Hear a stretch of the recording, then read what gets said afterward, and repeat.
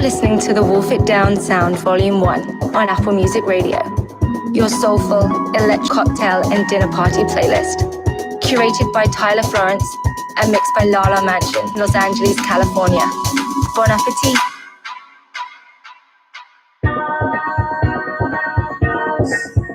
It's a very, very, very fine house with 2 cats in the yard. Life used to be so hard. Now everything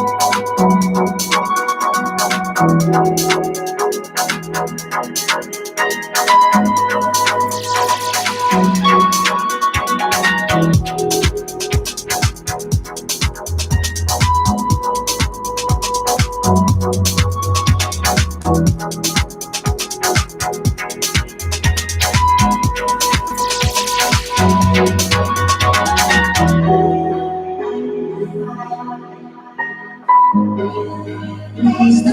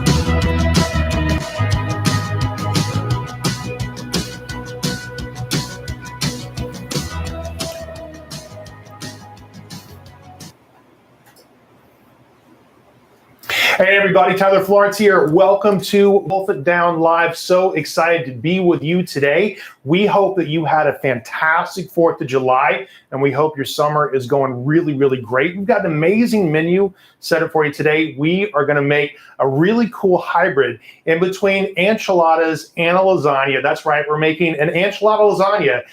Two really great flavors, going to smash them together. Lots of really great sub recipes in this, and so much takeaway. And ultimately, a really fantastic dish that I know you are absolutely going to love. I would like to introduce my co-host today. This is Matt Macera, our corporate chef. Hello, everybody. And then also Amanda Gold, my producer. Hi, everybody. Amanda's going to be working the questions. So as we're cooking along, anything that pops up into your head, Amanda's going to be managing the chat.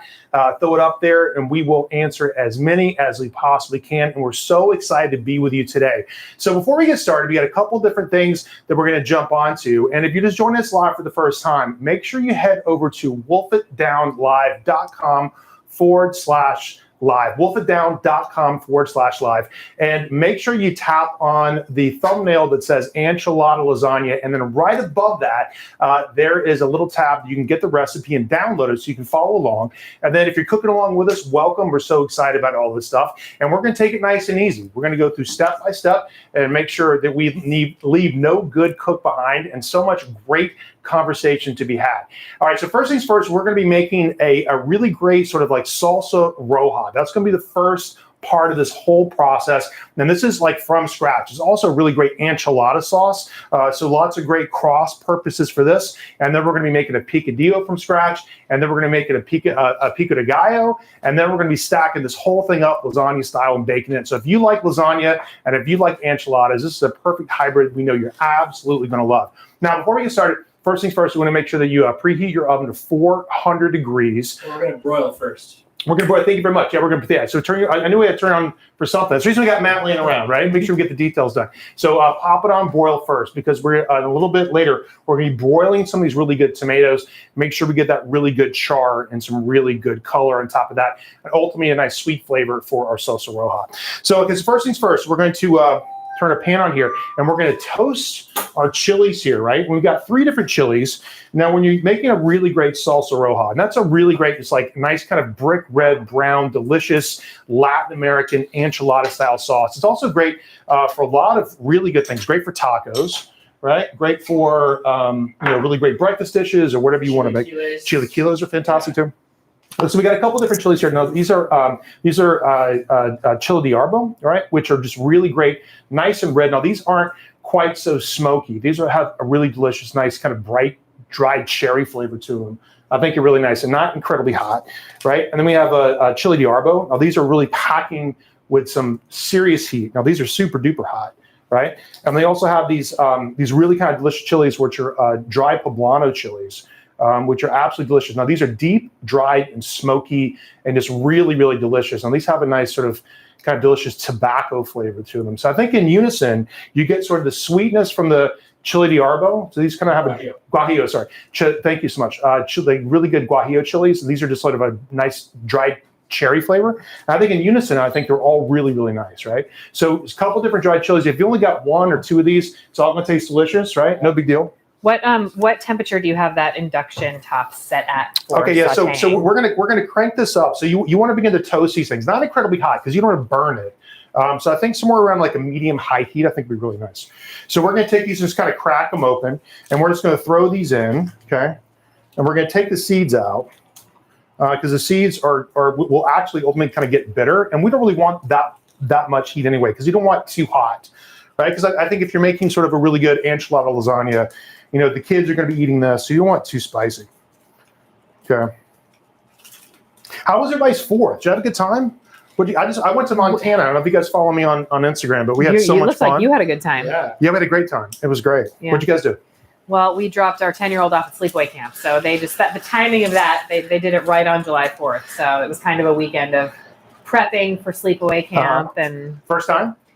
Not the first time, but the first time at this camp. And, nobody's been in 2 years. So it's like he went once and then took this long break. So it kind of felt like the first time. Absolutely. There were definitely some nerves. Our kids love to go to sleepaway camp. On both sides. Yeah, there's one called Pali, which is like down in San Bernardino, just north of LA. Fantastic, really, really great camp. Okay, how was your 4th? Was it good? Yeah, we rodeoed. So there's a Folsom Pro rodeo that happens in the town that I live in. It's 3 days of rodeo, and it's everything you want from fireworks to motocross and mutton busting, which my daughter will start next year.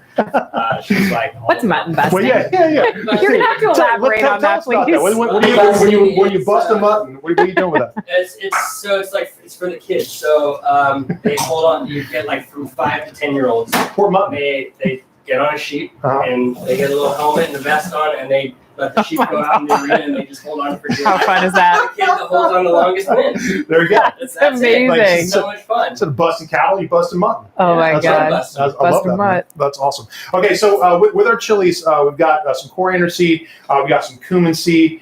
We just kind of toss these into. We're gonna like toast everything until we get a like nice little smoke coming off of this, and we just want to develop the fragrant aroma. The second you get a little bit of heat on the cumin, the flavor and the oils just start to expand up to 10. They smell so incredibly good. I think it's delicious, right? So we're going to start to kind of warm these up until they get nice and fragrant. And then ultimately, we're going to hit it with a little bit of chicken stock, and we'll hit it with a little bit of dried Mexican oregano a little bit later. And then we're going to let it start to simmer until the chilies ultimately begin to soften. And then we're going to puree it all in a high-speed blender, just so you can follow the track of what we're working on, right? So chilies, cumin, coriander, chicken stock, really good Mexican oregano. We're gonna let this start to warm up, and this smells good already. Yeah. I mean, 2 seconds worth of heat. And you also kind of want to have your fan on. Yeah. Well, you want to have your fan on a little bit later, right? Well, because as it starts to kind of get smoky, and that's another reason you want to pull the seeds out. Yeah. Because it can just kind of turn into. When I was running the test kitchen at the Chronicle, we had an intern who was toasting some chilies, and I think just like turned away and stopped paying attention. And the next thing you knew, the whole kitchen was filled with chili smoke, and like we basically had to evacuate. Like everybody was coughing and choking, and It's like airborne napalm. I'm pretty sure somebody puked. I mean, it was ugly. Yeah. It can get really So again, you gotta be careful. You gotta be careful. Yeah. You gotta be careful, folks. You got to pay attention to your stovetop. Another really good reason to just take some of those seeds out, because it'll definitely kind of take some of the capsaicin out of it. Yeah. Again, because you don't want it too hot anyway, right? You want it full flavored, but I don't think this is not like sort of a test of your fortitude to see how hot you can take a sauce. This is about really kind of creating something that's like super delicious, and with a decent amount of chili heat, nothing too crazy. Okay, so as it's starting to warm up, and it smells really good already, we're going to start to broil our onions, our garlic, and then ultimately our tomatoes onto a sheet pan with just some extra virgin olive oil, a little bit of salt and pepper. And again, we're looking to get some nice charred flavor that will kind of mimic what you would do on a grill, or maybe like fire roasted tomatoes. So you kind of burn them a little bit. I mean, could you do this on a grill if you wanted? Could you throw it whole on a grill and get the char that way? Yeah, you could. I mean, you might. I would cut your onions and tomatoes like in half. Yeah, like thicker so they won't fall through the grill grates. Yeah. Or get some of those things that we've been crushing. I don't know if you guys have been following us and some of our live cook-alongs we've been doing all summer, but we were in my backyard for the last couple of weeks, and we've been using lots of really great grill pans on top of the cowboy cauldron, right? So these are, great, like metal dishes that have perforated holes in the bottom, so you can fill them with all kinds of great stuff, like seafood and vegetables, so you get that charred, smoky flavor without like them falling through the grate, which just breaks your heart. Right. Breaks your heart. Okay, so now I'm getting a little cough. You're starting to feel that, right? Yeah. So before we do that, I just want to say, so you want to toast these until you get a little smoke, okay? I don't know if you can see it where you are right now, right? But I'm getting a little bit of smoke off the top of this, and the fragrancy of all these things, like really, it's like you're starting to smell the essential oils out of everything. Yeah. All right, next we're going to add the chicken stock into that, and then we're also going to add our Mexican oregano, and then we're just going to let this start to simmer until the chilies are nice and soft. Now they're dried, so they're literally fresh, ripe chilies, dehydrated in the sun. And we're going to simmer those in chicken stock until they're reconstituted and then really, really soft. And like I said before, we're ultimately going to puree all of these in a high-speed blender until it's completely amalgamated and smooth and creamy. Right? Like really, really break down really nicely. Exactly. Okay. And where do you get all these dried chilies? Well, so most grocery stores will have them. I mean, like can you get them at Whole Foods? Yeah, like if you go to Whole Foods or anything like that, you're going to find a really nice selection of dried chilies, or just kind of get whatever you want to play around with. I mean, like some chilies are spicier than others, right? Mhm.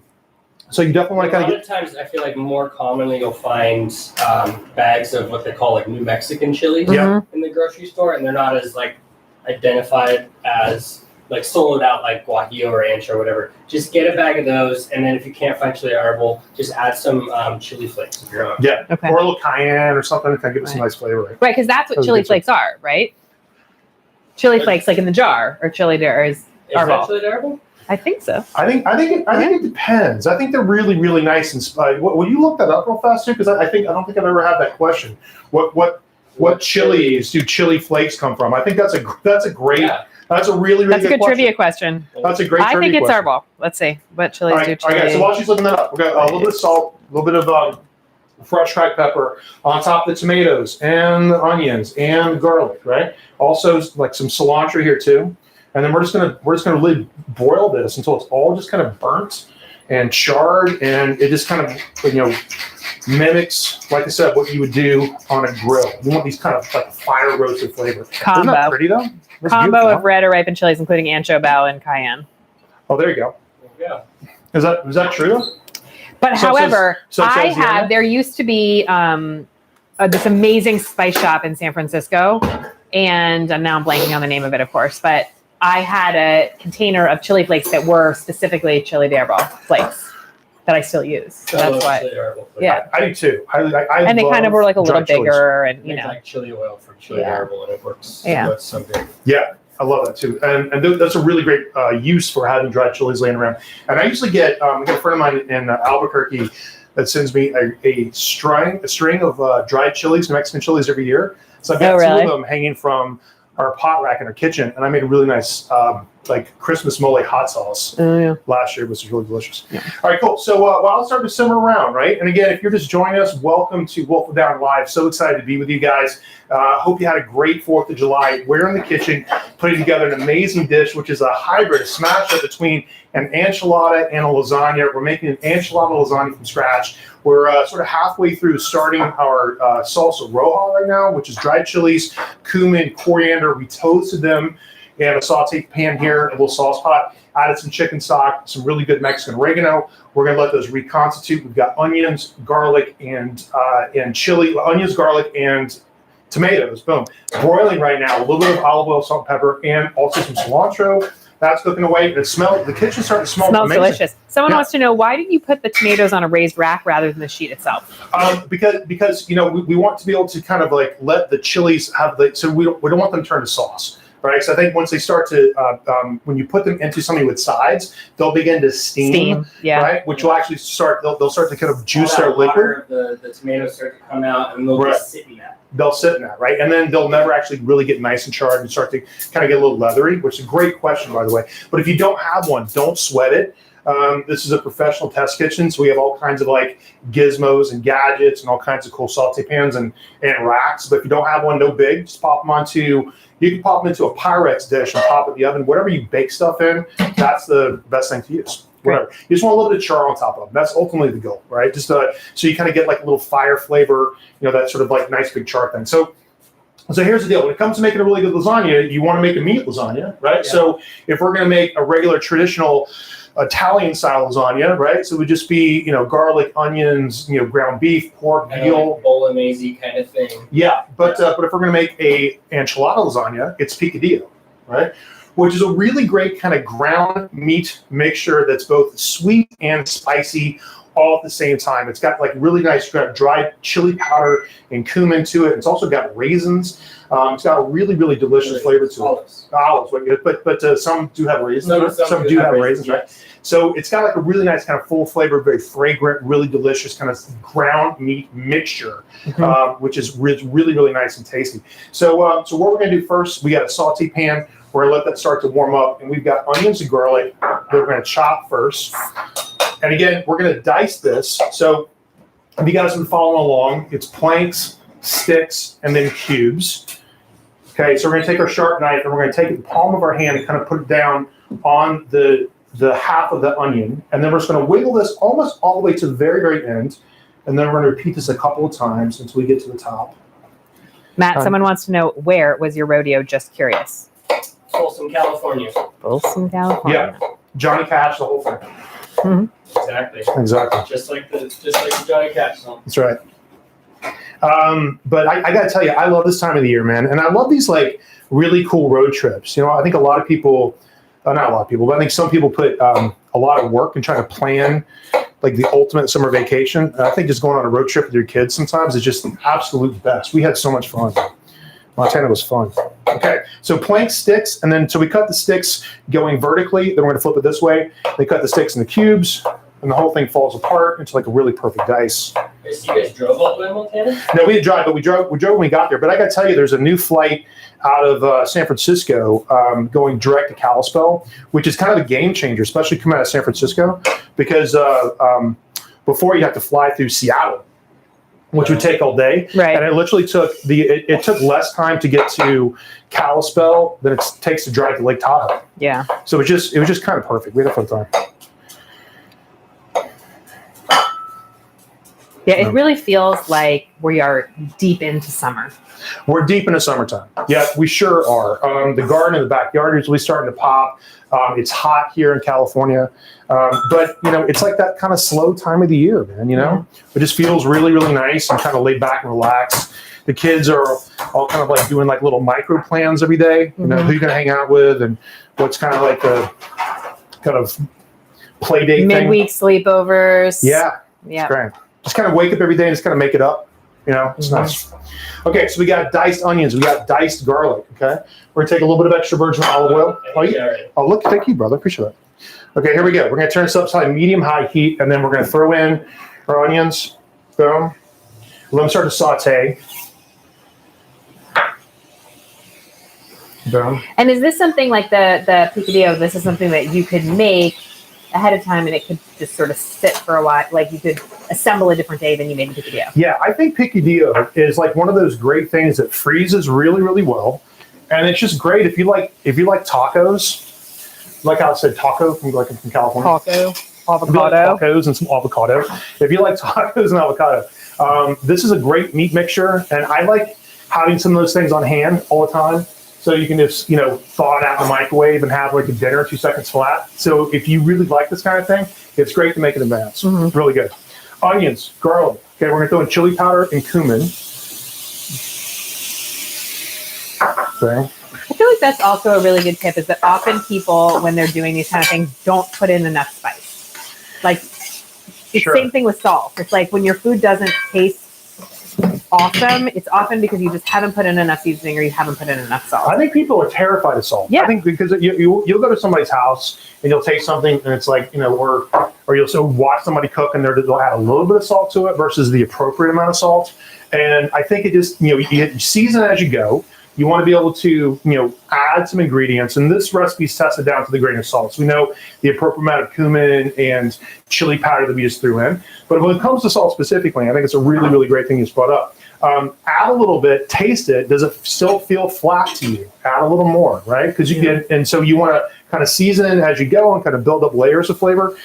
You can always add more, but you can't take it out. So you want to be careful about that. So if you're obviously if you're self-conscious about adding too much salt, wait till the end. You kind of just after a little bit at a time. Yeah, right. A little bit at a time. Which is a really great point too, right? Because like, you know, obviously because we got raw onions and raw garlic, they're starting to saute. This is going to transform, right? So as the moisture starts to evaporate and we really get a nice concentration of flavor, and the sugars take over and those start to caramelize, it's going to get really, really sweet, which is a nice little combination of all these flavors too.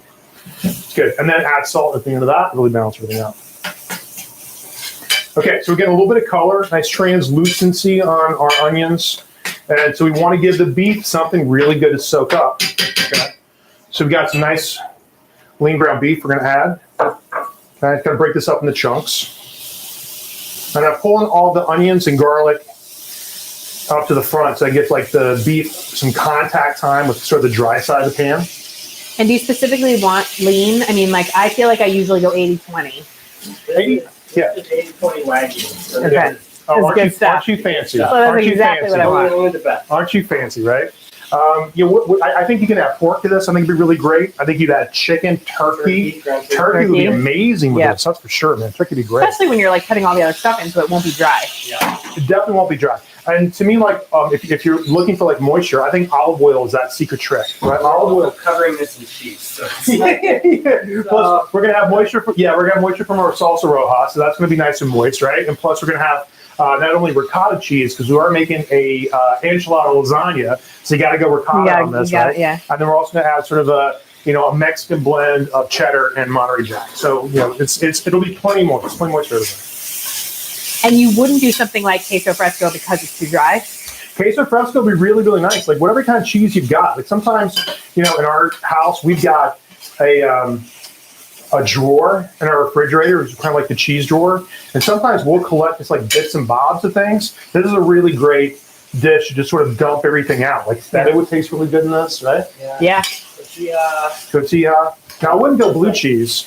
Well, not for you. I would never go blue cheese. Yeah.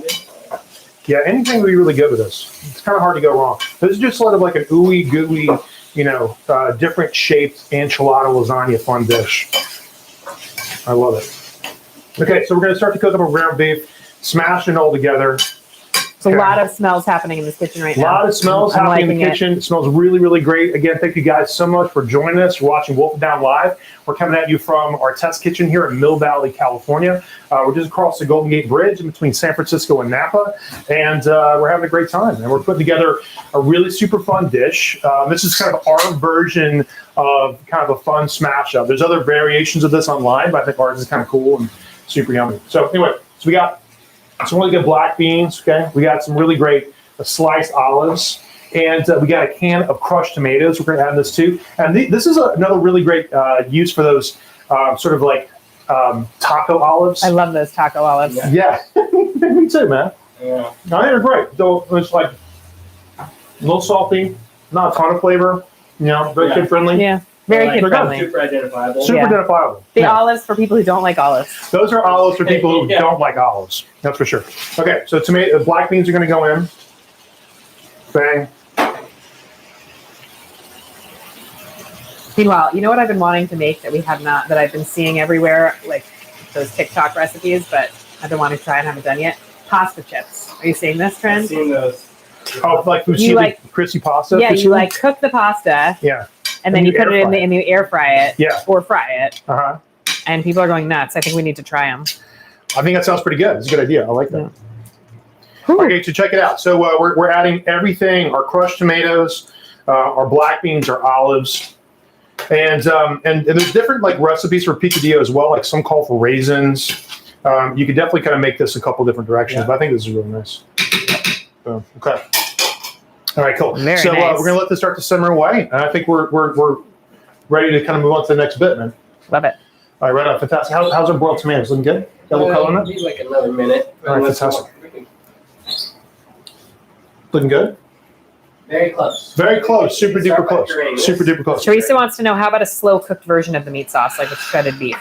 Yeah. Oh my God, that would be amazing, right? So if you'd like beef shoulder and kind of pop that into a like a crock pot or Instapot, I think that would be really delicious. That would be nice, huh? What do you think? Somebody wanted you to do which I feel like, do you have a second right now? Because somebody wanted you to do show us how you run your knife across the sharpening steel. Oh, sure. I would love that. Okay, great. So thank you. These are all really, really great tips. And I love hanging out with you because we get a chance to really share good ideas like this. Okay, so our knives, this is like one of our really great products you can find on our website right now. This is our Baja blade, our Wolfed Down Baja blade, which is a custom project with Town Cutler. And a really amazing like American knife maker out of Reno, Nevada. This guy's amazing. He used to be my sous chef at Wayfair Tavern, and now he's been making knives for over a decade. And these are just like super fun. It's called the Baja blade because the handle itself kind of resembles a Mexican Baja blanket. It's a really nice kind of firm epoxy, so it has really kind of great shape to it, which is cool. There you go. That's a good shot. You guys see that? And he kind of invented this particular development of alloy, which is a blend between stainless steel and high carbon, so it gets sharp and it stays sharp. And then we kind of did this like really nice patina over top of it to kind of make it look like it's a vintage knife. But make no mistake, this thing is brand new and kind of razor sharp. So this thing is available on our website right now on wolfitdown.com. If you check out the shop, I think these knives are just spectacular. But to get back to your question here, so there's a 10-degree angle, okay, that you want to kind of maintain your knife at. If you can see that, okay, it's 10 degrees, okay. And can you just, if you're quiet, you can hear the knife sing, and it only sings when it's really sharp. You hear that? Yeah. Okay, so we're at a really, really perfect angle on this. 10 degrees, right? And if you hear that? Hang on a second. No, hang on. Do you hear that wing? Yeah. All right, this thing's a razor singing. blade. It's singing. It's a razor blade, right? And that's how you know it's like absolutely perfect and nice and sharp, right? So if you have a hard time kind of figuring out what 10 degrees is, right? Bob Kramer, who is another master knife maker, did a demo on YouTube, which I thought was really kind of cool. And he put a book of matches down flat on a board and kind of held the knife up against that. And that seems to be a perfect 10-degree angle, right? So like the book of matches kind of goes up and tapers down. Yeah. So if you have a hard time kind of figuring out exactly what 10 degrees is, Bob did a really good demo on YouTube, which I was kind of fun. But that's it. So you just want to kind of go back and forth. So this is like the last thing you want to do. This maintains the sharpness. But if it starts to get dull, and it does, and we should do a whole demo on that too. But where are stones in here? I think you took them. I did. Some down there. Where you go? Under the scale. Okay, yeah. So we've got all kinds of like really great stones, and these stones have sort of a different grit. Like this one is 3,000. This one's 1,000. Like the higher the grit, the higher the number, the finer the grit. Right, and so you want to, if you got a knife that's really, really dull, you want to start off with a nice coarse stone. And again, these haven't been soaked. So traditionally, like normally you would kind of soak these in water, which would mitigate some of the friction on top of that. So you're not taking off too much metal. But then again, kind of hovering in that sort of 10 to 12 degree angle on top of that. You just want to go back and forth on top of that from the butt to the tip. And in the exact equal opposite motion on the other side, back and forth.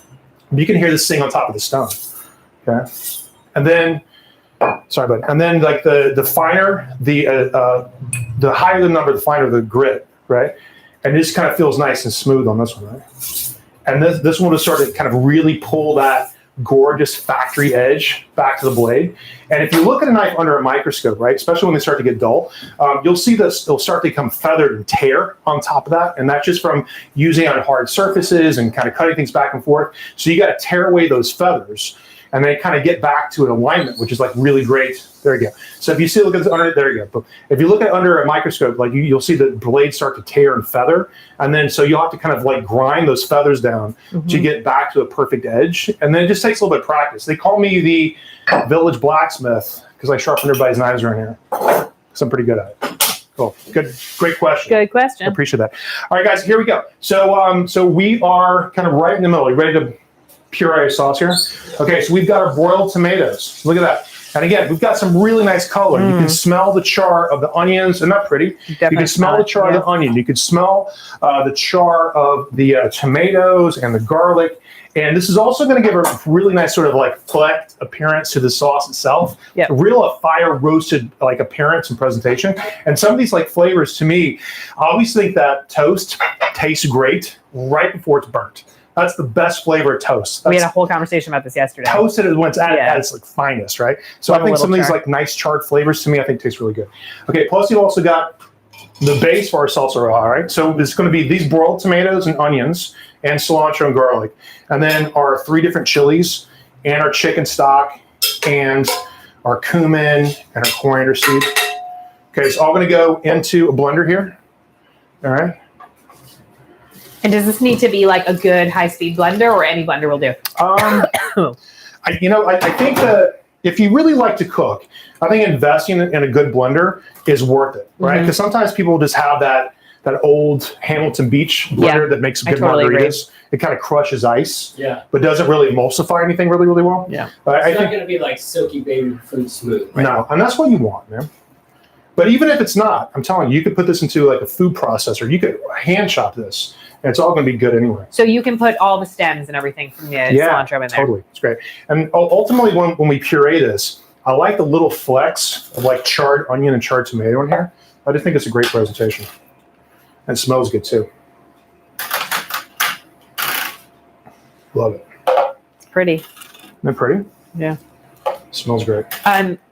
So the recipe, somebody asked, will the recipe be listed below? The recipe is on wolfitdown.com/live. Yes, exactly. So you can see the recipe. wolfitdown.com/live.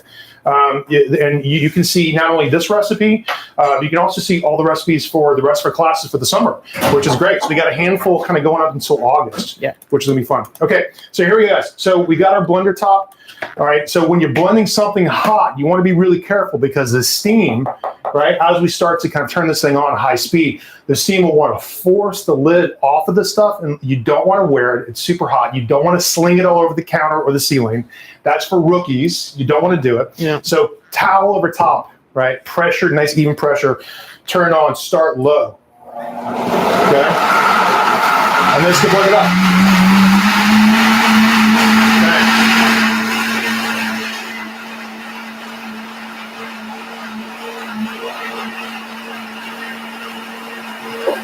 And you have to go crazy with it, and it's kind of done. This is also another great sauce. It freezes really well too. So you could deli this up in the containers. Oh, look at that. Oh. And when you're making this for the recipe, like, are you using all this, or will you have leftover that you can save for something else? It depends. Sometimes there's a little bit left over, but if it does, we always like to kind of make, they're not pretty. We like to make these recipes with the idea that you're going to have some leftover. I know. So how do you serve it? You can put a little sauce on the plate. You got some for dipping, right? It's always better to have a little more sauce than not have enough. But this is great. The flavor is so good. Yeah, thanks, man. Yep. Yep. So we're going to balance it out. So now we're going to season this up, okay? So the sugar is going to smooth out some of the rough edges from the chili, okay? And then we're going to take lime juice and add some acid to this too, okay? So it's going to be lime juice. Very good, bud. Thanks. Lime juice and sugar, and we're also going to add some salt and some pepper to this. So we'll pop it back on the blender for a second just to balance everything out. I can definitely feel that a little bit. Yeah, you can. So you definitely, because I pulled the lid off the blender, and so the steam is kind of carrying the capsaicin into the air right now. So make sure you definitely got a window open. Okay, salt. Boom. All right, pop this on one more time, and just kind of blend it so with the sugar and the salt and the lime juice gets evenly dispersed. Boom. Start on low, pressure on top. Give it a buzz.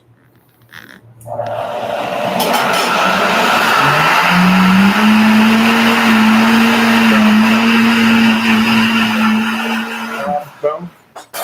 All right, and we are good to go, folks. Now, the rest of this recipe is actually kind of easy, right? So the cool thing about this particular version of our lasagna, again, we're making an enchilada lasagna, is you don't have to really deal with like lasagna noodles, right?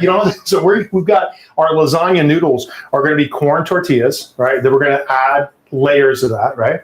And so we got a baking dish, got a little bit of like baking spray on top of this, so it kind of comes out nice and easy.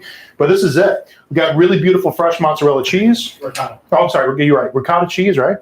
Fresh ricotta cheese, and then we have this like nice blend between cheddar and Monterey Jack. Okay, so the rest of the stuff is just kind of basically piling up all the ingredients in different layers as if you're making a traditional lasagna.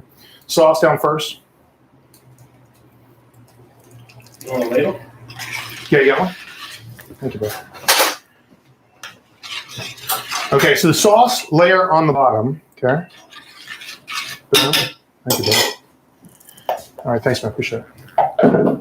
Sauce layer on the bottom. Okay. Then we're going to go tortillas. What else would you use this sauce on?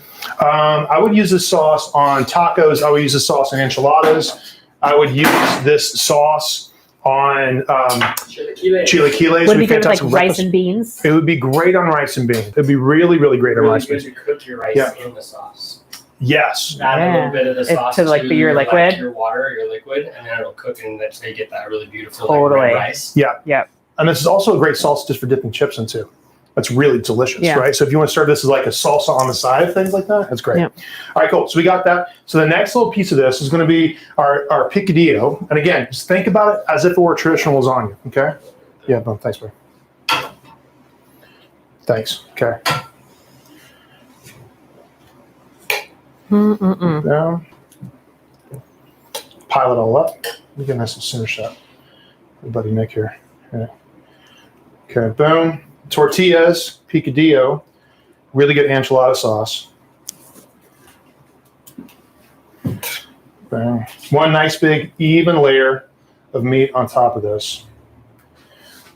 Like the first time we made this, it was like a blow-away hit here in the test kitchen. I could not believe how delicious this was. Okay, a little bit of ricotta on top. We're just gonna pop this in piles. Easy. That's all. Yeah. That's for all the layers. Exactly. Okay, boom. One more in the middle. Bang. Cheese. And you would definitely go corn tortillas on this. I think you could. I mean, if you got flour tortillas, I think it's going to be fine. I think the flavor of corn to me tastes more like enchilada than flour. I'm not a big fan of flour tortillas anyway, but if you got them, use them, right? Yeah. Whatever. Could you sub a bechamel sauce for the ricotta? Yeah, I think so. I mean, yeah, I think if you wanted to kind of go like more like a bolognese style. Cheese? Nacho cheese bechamel? That would be kind of hot. That would totally work. Sure. Yeah.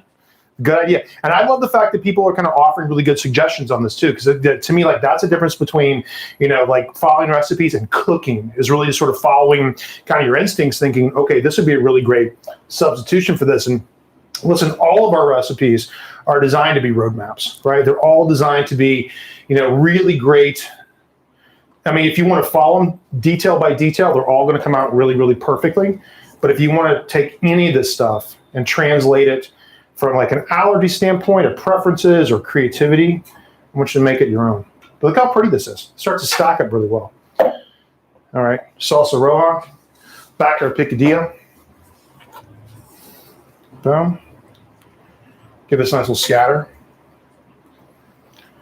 I got some good news on the restaurant. Miller & Lux. We have a targeted opening date of September 15th. And I'm really, really excited about this. Like we've been dark with the restaurant for, the better part of a year now. The restaurant's built. Again, if you follow me on Instagram, I walk there kind of once a week and kind of, thanks, man. Give everybody a tour of the space itself. But it is so pretty. And it's just going to be a classic American steakhouse. Can't wait to have you. September 15th is going to be our target date. If you follow me on social media, we'll definitely make sure we kind of, when the reservation lines are going to be open, for those who like to hang out together, you're going to be the first to know.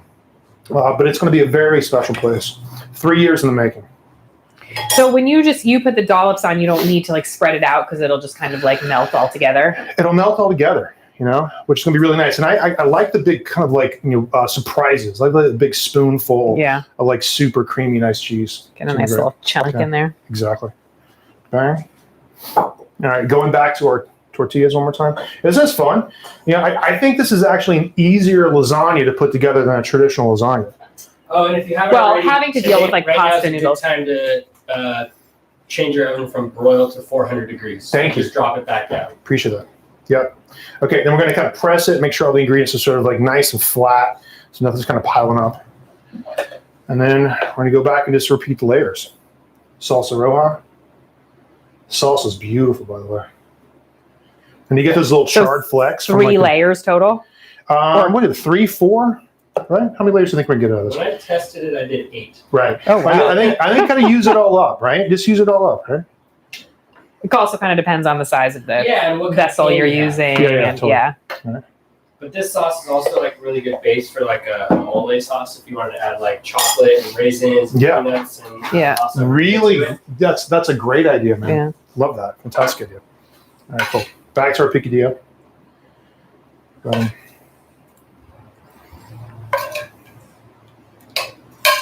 That's a good pan.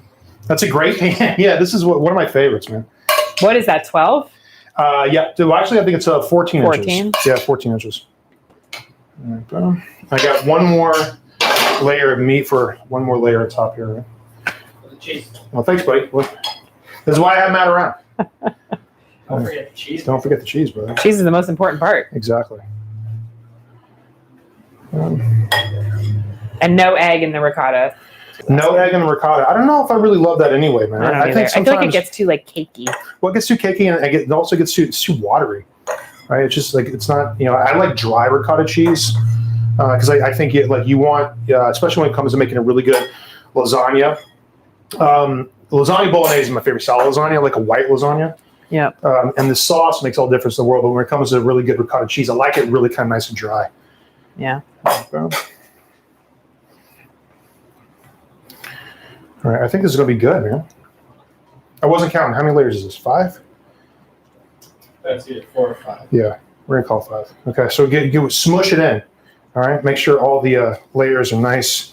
Packed in. Packed in. Pack it up, pack it in. Let me begin. Here we go.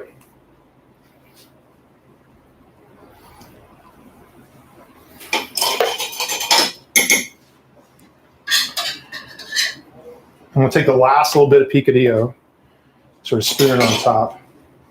And is this like one of those, like with lasagna, I feel like you kind of do the layers and then you want to do, like make sure you end with sauce and cheese. Is this similar? Sauce and cheese. Sauce and cheese. Exactly. So if you've made a lasagna before, same idea. Okay, so this is going to be our top. We're going to throw some of the meat kind of right on top of this so you can see as it reads. This is our last layer here. God, it smells good already. Yeah, it smells so good. And it's just a good family favorite. And again, we've got ground beef on this, but if you just want to, add, you can make it totally veggie, which would be really good. Chicken, turkey. You go pork if you want to get crazy with it. Kind of spread it with a little last bit of this. Last couple nice dollops on top of that. And then we're going to throw this in the oven, right? And kind of bake it up. 400 degrees, right? Again, everything's cooked. We just want a nice, big, delicious melt. That's what we're going for, okay? So we're going to go a nice, big blanket of cheese. A lot of cheese on top. And while this is baking, we're going to put together a really pretty simple pico de gallo, which is going to look really beautiful as a garnish on top of this. Spread it out. And then we're going to throw this into the oven. 400 degrees. All right, for like maybe 10, 12 minutes or so. Get a nice big melt on top of this, and we're good to go. Beautiful. Look at that. Easy, really, really nice recipe. Super fun, family favorite. I think you guys are absolutely going to love it. So again, go to wolfitdown.com/live. Download the recipe. It's yours. You can have it wherever you put those kind of things. It's a super easy recipe to kind of follow along with. Really easy to make. And again, I think it's easier than making traditional lasagna. It's just delicious. Yep. If you like enchiladas and you like lasagna, bang, let's smash them up. Done. Okay, all right, guys. So we're gonna make a really good, simple pico de gallo. This is kind of like a fancy one, right? So like normally, if you think about pico de gallo, it's just sort of like rough chopped, tomatoes. We're gonna go with cherry tomatoes, so it's nice and fancy. We got these really beautiful jalapenos. You could leave this out. You can substitute serrano. I just got my first serranos from the garden this year. Nice. Oh, no joke. I ate a whole serrano last night for dinner. Just like this. Just like this. No, like a carrot. No, I ate it. I chopped it up, and my wife made a really beautiful vegetable curry last night. So I added some fresh serrano on top of this. But we got the chilies are popping. It's July, folks. Chilies are popping. We got some nice jalapenos here. Also got some lime. We got some onion. We got some cilantro. So this is like sort of a fancy, pretty pico de gallo. And it's really just a garnish to go on top of the lasagna itself. Sometimes when you go to the grocery store, you can find picadillo or pico de gallo already made, right? So if you want to do that, go ahead, whatever. Save yourself the knife. Save yourself some knife work. It's fine. All right, guys. So we're going to take these while our cheese is melting. We're going to quarter these up. So 12 to 15 minutes in the oven? Yeah. 12 to 15. Yeah, exactly. That's And good. why the cherry tomatoes as opposed to like a big tomato? Doesn't matter? Because this is like pinkies out, fancy, This is super fancy pretty, salsa? fancy salsa. Matt's gonna grab a knife and jump in. This is good. What have you ever done that trick where you like put them in between a deli or a plate? Yeah, I love that. I think it's a great tip. You have deli lids on there? Yeah, that actually works. That's a really, really good tip. So you take not if you're quartering. Not if you're quartering, right? Not if you cut them in half. Yeah. But you take 2 deli lids and you put the cherry tomatoes on top, and it creates just enough space in the middle between the height of the tomatoes. You can take a good, usually a serrated knife. You can kind of get through them all. Do them all at once. Yeah, it's nice. Good tip. I like that. So Leo's at sleepaway camp already?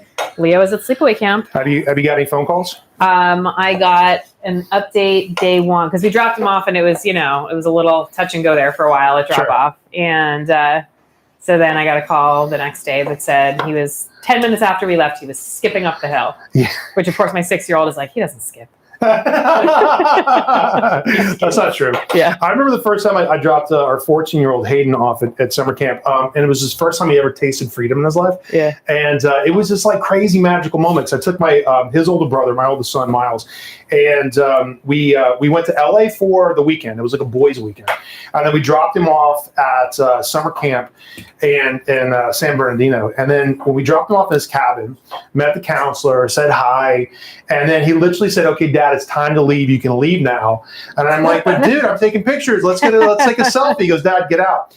And then as we were leaving, the road kind of did a switchback going up the hill, and I could see him leaving the cabin and literally skipping down to the soccer field where all the 600 other kids were. Okay. And he was just like, he didn't have a care in the world. Yeah.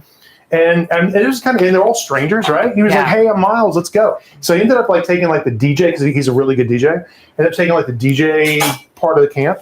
And then we started getting these pictures of him just rocking the 1s and 2s. Yeah. And all the girls in the camp were like, "Yeah, Hayden!" It was awesome. He had the time of his life, talked about it to this day. It was great. Yeah. All right, cool. So we got cherry tomatoes nice and quartered. We're going to take our onion here. All right, and this could be red onion if you want a little color on top of this. This is a yellow sweet Spanish onion. Plank sticks and cubes.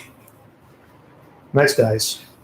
Well, I went to sleepaway camp when I was 8 for 8 weeks. 8 weeks? Yes. Oh. That's what you do on the East Coast. Yeah, you get rid of your kids for the summer.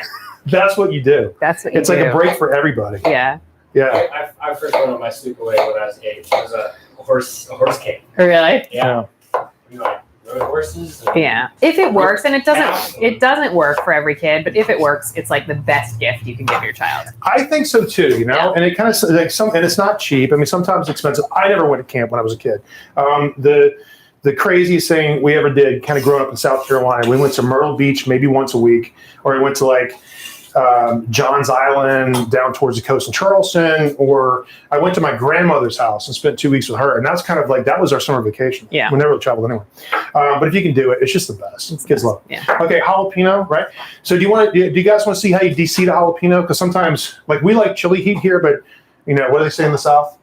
You got a tender mouth. You might have a tender mouth. Right. So if you want to take the seeds out, I'm going to show you 2 different ways you can kind of chop this stuff up. Right. So first things first, when you're dealing with really hot chilies, jalapeno is not the hottest chili, but it's hot enough to really burn your eyes. You want to be careful about this and make sure you wash your hands when you're done. If you're touching boards, touching knives, whatever it is, touching your kids. These are all rookie mistakes you definitely don't want to do twice. Okay. So if you're going to de-seed it, and we're going to take the chili heat, not all the way out, but I would say more than 50%. All right, first things first, we're going to take this and cut this right in half, and then we're going to cut it in half again. Okay, we're going to create these sort of canoes. Now, what this is exposing is all this like webby texture on the inside, and that's where the capsaicin lives. Capsaicin lives in the seeds, and also this webby top part of the chili itself. And then we're going to take our knife here.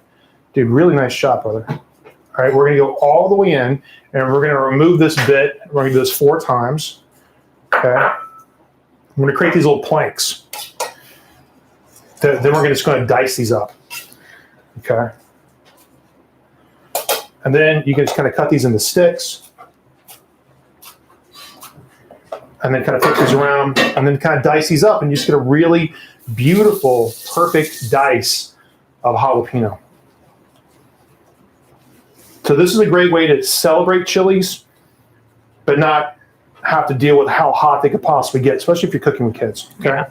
So that's one way to do it. You get a nice little dice of jalapeno. We're not going to do that. Okay, we like chili heat around here, and we're going to go all the way in. But here's another way to do it too. Okay, so here's the chubby guy. So I'm going to cut these into circles. God, I love the way that smells. Oh yeah. grassy, beautiful, nice. I don't know that the kitchen has ever been this fragrant. The kitchen. Yeah, the Smells studio. good. Like it's Yeah, it smells nice.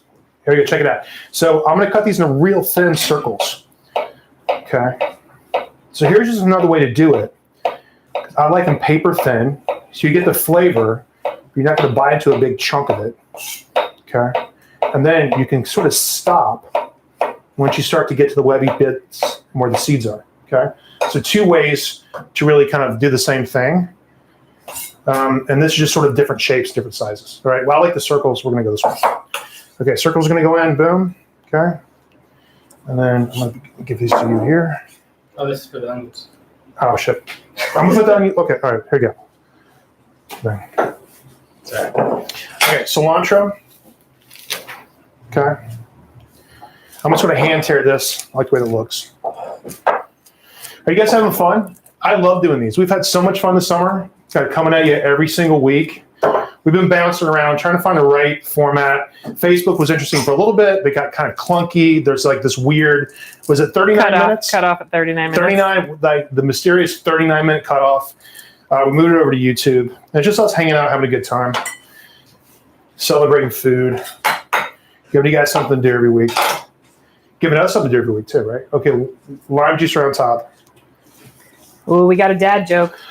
What do you call a pepper that doesn't leave you alone? I don't know. What do you call a pepper that doesn't leave you alone? Jalapeno business. A jalapeno business, man. I like that. That's a good joke. That's a great dad joke. Yeah. Lime juice, extra virgin olive oil. People like YouTube because they can airplay it. I like that too. That's a really, really good point. Nikki on the ones and twos over here just said people like YouTube because they can airplay it better than Facebook. And I agree. We like YouTube. And also the broadcast quality is better, don't you think?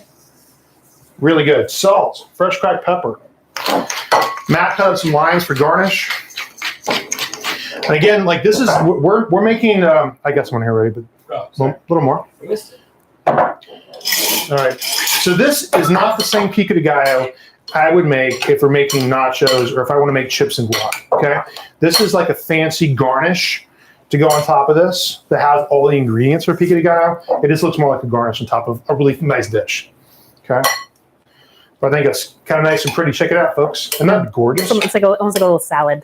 It does. Yeah. It's more of a sort of pico de gallo flavored tomato salad than anything else.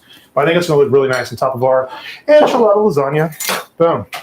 Okay, so now we're going to cut some really pretty. How do you want to cut them? Circles or threads? How do you want to do it, brother? Up to you. You got some ice for me? Can we make them a little fancy? Or Don't what? have ice. Okay. All right, so let's and then Circles it is. let's get Circles on circles. a bias. Diag. Circles on a bias. Diag. Circles on a bias. So Yeah. Split the difference. Okay, here we go. Yeah. Okay, so when I'm cutting green onions, which are one of my favorite garnishes, so check it out. So I'll take the knife here, sort of line them all up, right? And then twist the knife in this way.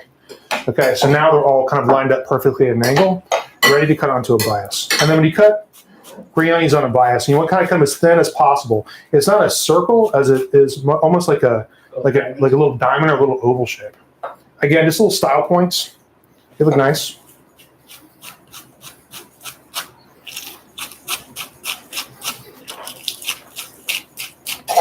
Boom. Looks so green on the screen. Isn't that pretty? Yeah. We got some fun stuff. I can't wait to start sharing with people. How about you, Amanda?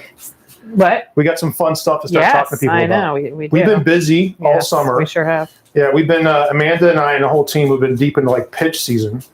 And we've got some really kind of fun new show concepts that we cannot wait to tell you about. A little too early right now, but Cool, soon. right now. Coming soon. Someone wants to know if you will ever do a segment with just desserts. I think that's a great idea. We talked about, so Matt was our pastry chef at Wayford Tavern, and an ace and that kind of stuff. And I think that's a good idea. And I think I would be your sous chef. I'd let you lead, right? If you want to do it. All right. You ready to rock? Yeah, because we know what we did last summer, which is really good. I think it's a great idea, man. We did like Matt's berry cobbler. I love Matt's berry cobbler. Matt's so good. Yeah, biscuit berry cobbler. Biscuit berry cobbler. Fire. Doesn't get better than that. So ask this person. I'm asking you. Who sent that comment in? That comment came from RB. RB. Let us know. What do you want us to make? We'll make it. I like that. It's a good idea. All right, cool. All right on. So you ready to rock and roll? That's it, folks. I mean, I think this is pretty simple. Again, I actually think this is easier than making a traditional lasagna because you don't have to boil the noodles. Yeah. Right? I think it's kind of cool. Give it like 1 minute. Oh yeah, minute. and somebody said that tres leches cake was awesome. That tres leches cake was awesome. We can make that again. Yeah, it was good. That's That a was really good. nice one. That was delicious. 12. It's so good. You don't need a lot of that. It's so good. You don't need a lot of that cake. I love that. I think that's great. Yeah. So, it's berry season. We're talking about, hey man. So we're talking about, strawberry shortcake, berry cobblers, tres leche, peach pie, mashed rosemary peach pie from Wafer Tavern's classic. Super duper classic. Wafer Tavern just turned 11, by the way. We had, while we were on our little break, Wafer Tavern turned 11 years old on June 22nd. Our flagship restaurant in the heart of the financial district in San Francisco, California. Chugging away. We're back open, plowing away. The customers are happy. Our staff is thrilled to be back. No masks. Everybody's loving it. That's like a weird passage of time thing because I feel like it just turned 10. I feel like we were 10. just talking about the fact that it turned 10. I mean, listen, the whole year was kind of a blur. Yeah. But it's just nice to, kind of be back. And so, yeah, it was I always good. catch myself saying like last year. But like, no, 2019. Last year, like the year before. The year before we didn't really have a year. Yeah, I can't remember the difference between 2019 and 2020, to be honest with you. 2020 was just sort of a big blur. I don't we're busy doing a lot of this. It was a very, very busy year for us, but God, I'm so glad it's behind us. Yeah, for sure. Smells good. I smell the cheese. We're starting to get some yes, brother, yes. Boom. Look at that, kids. Yum. Nice, man. Really, really nice. Nice, even melt. Again, you're kind of getting that grilled cheese toasted aroma right on top. Crispy. Hear that? Yeah. I can hear that. I think it's delicious, ready to rock and roll. Yeah. Okay, gang. So I think this goes straight to the table, as is ready to rock and roll. It's hot. You might want to let this cool off a little bit. Yeah. Don't want to burn your mouth, right? Is this something that you need to, like, I feel like with a lasagna, when you take it out, you kind of want to let it sit and settle for a while? Let it set a little bit. Yeah. No. Okay. But that's something we could talk about. Like, you can totally add sour cream to this. You can add avocados to this, like lots of other garnishes, shaved radishes, even pickled onions that done cook-alongs with us before. We do a lot of pickled onions. We do a lot of pickled onions. We do. Yeah. All this stuff would be great. You could do dollops of sour cream on top of this. It'll be fire. Okay, so guys, we're going to take our beautiful pico de gallo, and we're just going to kind of scatter this from end to end. You could let this rest, no joke, because it's really piping hot on the inside. You can let this rest for a half an hour or so, and it's still going to be nice and hot. Okay? But isn't this beautiful? Right, look at that. You could crumble some like cotija on top of this right at the very end. Yeah. That would be really pretty. Always to more cheese. Yeah, totally. Somebody wants to know, heading to wine country later this month, what's your favorite winery? I think we're talking about Sonoma. I think we're talking about Flowers Winery. I think it's really, really beautiful just outside of Hillsburg. And then when it comes to Napa, like, oh my God, there's so much to choose from. I mean, I think you definitely want to go to Yountville. If it's your first time, Yountville is sort of like the heart and soul. The French Laundry just turned 27, by the way. Congratulations, my good friend Chef Thomas Keller on 27 fabulous years up in wine country. So somewhere between like Yountville and St. Helena. That's where I think where all the magic happens. Yeah. There's lots of nooks and crannies like all over the Rutherford. place. Rutherford's really beautiful too. Yeah. So again, we're going to add some green onions right on top of this. And then I think you're good to go. I think this goes straight to the table. I think you can throw some cilantro leaves, just like Matt's rocking here. Throw some lime wedges on the side, or throw them on top. I'm with them on top. But I think you got something really, really nice. And again, it's the best of both worlds, folks. I mean, we got a lasagna. We've got an enchilada all in one place. It's our enchilada lasagna. I think it's a really great recipe. So head on over to wolfitdown.com/live. It's about 2 boxes or 3 boxes down. You'll see some of our earlier classes we had this summer. But check this out. That's going for a cut. You got a good shot of this? We're going for the cheese shot. The pull. What's up? Hashtag cheese pull. I got you. Oh, okay, here, give me. So wide spatula. You ready for this? Okay. Here we go. Bang. Look at that. Who gives you the juice? We do. give you the juice. Isn't that fantastic, guys? So you're really making a lasagna out of an enchilada out of a lasagna. So I think it's a great recipe. I think it's really delicious. So I'm going to hand this over to Amanda. Let her take a bite. Now there's some cilantro on top I of know, this. I Can you know. rake I'm it gonna off, have to. I'm gonna work around. Right. I'm already strategizing over here. You're trying to figure out what you can do with it. So if you know Amanda, we love Amanda. She's got like a little quirky list of some things she doesn't like, and she doesn't apologize about it either. No, I don't. She's like, I don't care. Oh my gosh, this is like. You want to get one more plate? Let's get one more plate. One more picture bit. We got a guest in the house. Michael Coleman just walked in the door, right? Oh man. Oh, dear friend Michael Coleman. Mr. Rogers' neighborhood in here. These are the people in your neighborhood. In your neighborhood. Hey, neighbor. In your neighborhood. You just had a baby, by the way, man. Yeah. Very excited, Yeah. man. Yeah, dude. Congratulations, man. All right, here you go. Ready? One more cheese shot. One more cheese shot. That's beautiful. Look how vibrant that is. One more Delay. cheese shot. Here we go. Going over the edge. I'm holding this for you, Nikki. Ready? Go. Here you go. Bang. Oh, lasagna. Hot lasagna. Enchilada. Lasagna. Oh, look in your face. There you go. It's got a nice little kick. Nice little kick from the chili, right? Yeah, it's good. Michael Coleman, a guest of honor. You want some? Oh, yes. You pair well with Coleman. mezcal. Go ahead. Goes good with mezcal. Boom, look at that. All right. One for you. One up. Well, listen, guys, thanks so much for hanging out with us. It's always a blast. Welcome to Wolf It Down Live. This is your first time hanging out with us. Also, if you're checking out our channel for the very first time, consider subscribing. We do fun stuff like this all the time. Make sure you hit the bell for notifications. That way you know when we go live. We're going to be doing this every Wednesday, all summer long, coming at you with really great recipes and also a really great time just to hang out and kick it in the kitchen with us. We love seeing you. We love hanging out with everybody here. We hope you have a great summer, and we hope you have a great week. Thanks so much for watching Wolf It Down Live, and we'll see you guys next time. Thanks, everybody. Bye, everybody. Check out this recipe, wolfitdown.com/live. See you later.